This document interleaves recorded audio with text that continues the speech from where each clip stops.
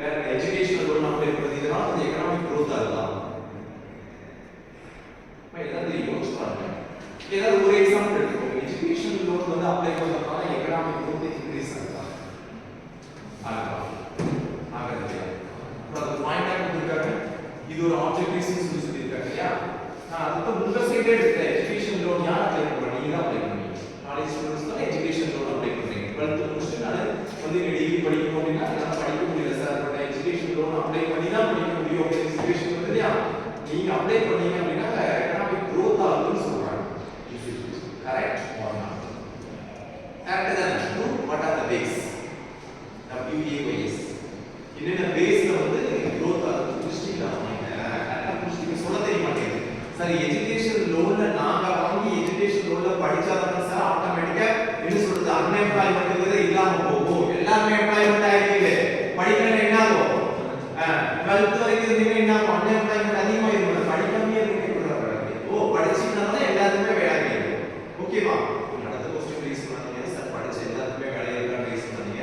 அந்த क्वेश्चन என்னன்னு பாத்தீங்கன்னா அது நீங்க இது பண்றது போதும். சரியா? நீங்க என்ன டொமைன் ஃபேஸ் பண்ணி போறீங்களோ அத பொறுத்து தான். ஓகேவா? எல்லாரும் வந்து லோன் அப்ளை பண்ணி படிச்சீங்கன்னா நான் சொல்றதே யாருக்கும் முடியாததுன்னு சொல்லிருக்கேன். இப்ப 100 பேர் இருக்கீங்க. 100 பேர் இந்த 26 27ல +2 எக்ஸாம் பாஸ் பண்றீங்க. எக்ஸாம்பிள் சொல்றேன். டோட்டல் தமிழ்நாட்டுல 100க்கு நீங்க எடுத்துக்கோங்க. ஒரு 10 லட்சம் எடுத்துக்கோங்க.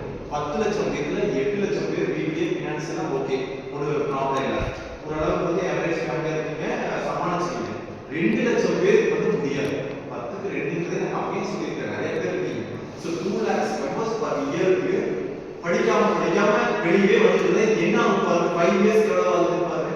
10 லட்சம் பேர். அப்படி இப்படி ஆட்டோமேட்டிக்கா எகனாமிக் growth ஆகும்.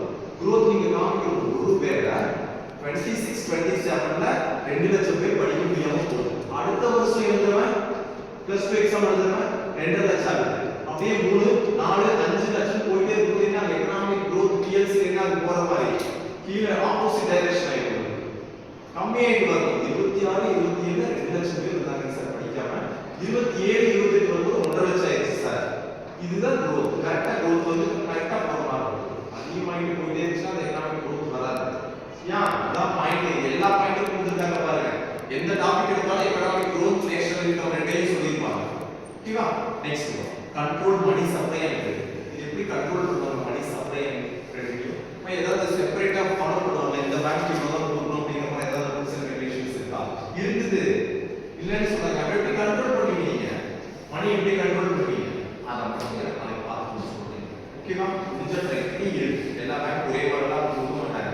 பர் இயருக்கு பர் மந்த்துக்கு அப்படின்னு ஒரு ரேட் ஆஃப் அமௌண்ட் இருக்கு. அந்த அமௌண்ட் வந்து ஃபிக்ஸ் பண்ணணும். ஓகேவா? Next functions of central bank. இதோட வேலை என்னன்னு சொல்றாங்க. அதாவது ஒரு சென்ட்ரல் பேங்கோட வேலை என்னன்னு சொல்றாங்க. ஃபர்ஸ்ட் வேலை என்னன்னு பாருங்க. Issue of currency. இப்பதான் நான் சொன்னேன். எல்லா பேங்க்கும் கரன்சி கொடுக்கிறது யாருன்னு பார்த்தீங்கன்னா central bank. So bankers government தானே. சென்ட்ரல் பேங்க்னாலே கவர்மெண்ட் தான். சரியா? அவங்க கொடுக்கிறது தான் எல்லா பேங்க். நெக்ஸ்ட் ஒரு பேங்கர்ஸ் பேங்க். இப்பதான் சொன்னேன். எல்லா பேங்க்கும் பேங்க் எதுன்னு பார்த்தீங்கன்னா சென்ட்ரல் பேங்க். சென்ட்ரல் பேங்க் இன்னொரு என்ன? RBI. Very good. Reserve bank of India. Next one controller of credit. Credit எப்படி கண்ட்ரோல் பண்ணுது? எப்படிமா கிரெடிட்டை கண்ட்ரோல் பண்ணுது?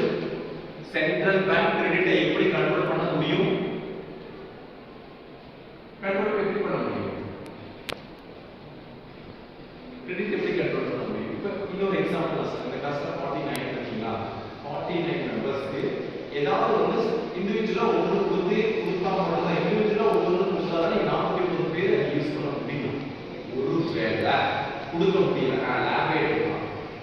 லேபே டேலியும் பார்த்துருது இல்லையா? அந்த டேலியே எல்லாத்துக்குமே வந்து அந்த இன்வென்ட் அக்கௌண்ட்ஸ் வித் இன்வென்ட்ரிங்கிற ஒரு காலம் வந்து நிறைய பேருக்கு இதாகுது. அவுட்புட் கூட மாற்றி எழுதுங்க. எப்படி பண்ணுவீங்க எல்லாரும்? ஒரு 10 பேருக்கு மட்டும் தான் நடத்த இருந்துச்சு. பேலன்ஸ் 39 அக்கௌண்ட்ஸ் வித் இன்வென்ட்ரி 4 பேர் ஓப்பன் ஆகுது. ஓகேவா? இந்த கம்பெனி கிரியேஷன் பண்ண ஃபர்ஸ்ட் இதுலயே டிஸ்ப்ளே ஆகும். என்ன பண்ணீங்க? ஷேரிங் ஓகே ஆகும். என்ன பண்ணீங்க? ஏதோ ஒன்று பண்ணிட்டீங்க. அந்த இடத்துல வந்துச்சு. ஷேர் பண்ணீங்க. ஷேர் பண்ணி மேக்ஸிமம் ஷேர் தான் பண்ணீங்க. ஓகேவா? பட் அக்கௌண்ட் இதுல பேங்க்ல மாதிரி ஏதாவது ஷேரிங் மாதிரி ஏதாவது இருக்கா? நான் கண்ட்ரோல் வேர்டுக்கு கரெக்டான மேட்ச் பண்ணணும். கண்ட்ரோல் ஆஃப் கிரெடிட் என்ன பண்ண முடியும் அப்படிங்கிற ஏதாவது வேற ஏதாவது ஐடியா இருக்கா? கிரெடிட் எப்படி கண்ட்ரோல் பண்ணுவீங்க எல்லா பேங்க்லயும்? சார் கஸ்டமர் வந்து நம்ம கிரெடிட் வாங்கலாம், த்ரூ எப்படி வாங்கலாம்? லோன் அப்ளை பண்ணலாம். ஓகேவா? வேற எப்படி வாங்கலாம்? இன்ட்ரெஸ்ட் ரேட்டுக்கு அவன் எங்கிட்ட வந்து கிளைம் பண்ணிட்டு இருக்கான். ஸோ நான் என்ன பண்றேன்னா லோன் அப்ளை பண்ணும்போது சில ப்ராசஸ் எல்லாம் அதிகம் பண்றாங்க. இப்போ என்ன ஆகும்? நீ லோன்